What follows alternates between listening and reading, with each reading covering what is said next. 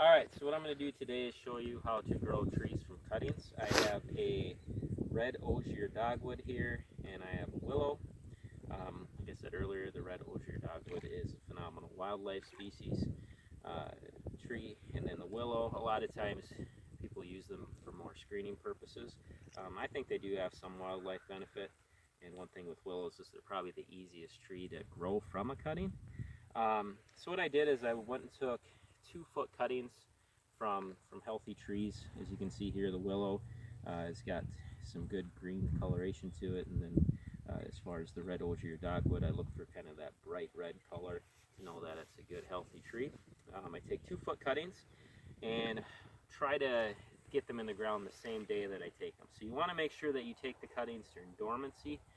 We still have a little bit of snow on the ground, and a lot of the ground is frozen, but right here where the water is sitting, it's thawed out enough to start putting cuttings in the ground. So you want to take the trees during dormancy. You want to make sure your cuttings are good straight cuttings. I cut, if there are any little branches or twigs, I make sure to cut the branches and twigs off.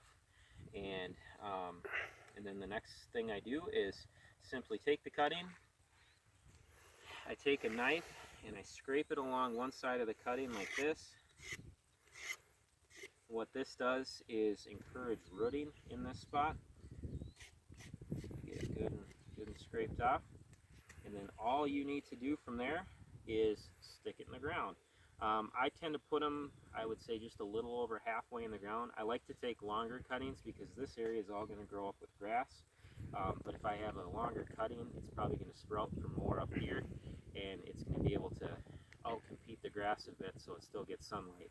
A lot of guys will stick them all the way in the ground and just leave a couple of inches, but there you have to do a really good job of cleaning the grass away, and I like to kind of just set it and forget it, and I've done it this way and had really good luck. Another thing you want to make sure you do is you face it, or you put it in the ground with the nodes facing up.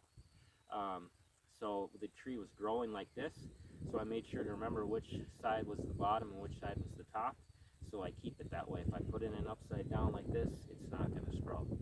So all I do from here is take it, stick it in the ground, and you're done. And you can plant literally hundreds of trees this way, and I've had a really high success rate with them rooting. One reason I picked these species is because dogwoods, willows, hybrid poplars, I'm sure there's some other species, they all have natural rooting hormone, so you don't have to mess around with rooting gels or rooting powders.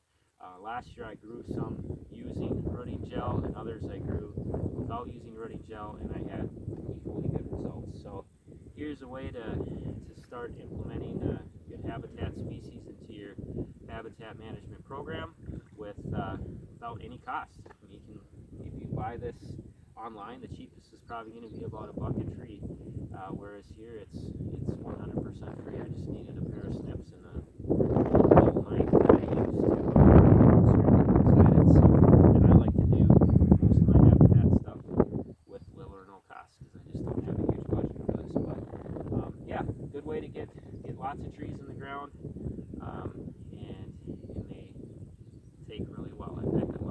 So if you have any questions, feel free to comment underneath the video. Otherwise, have a great day. God bless.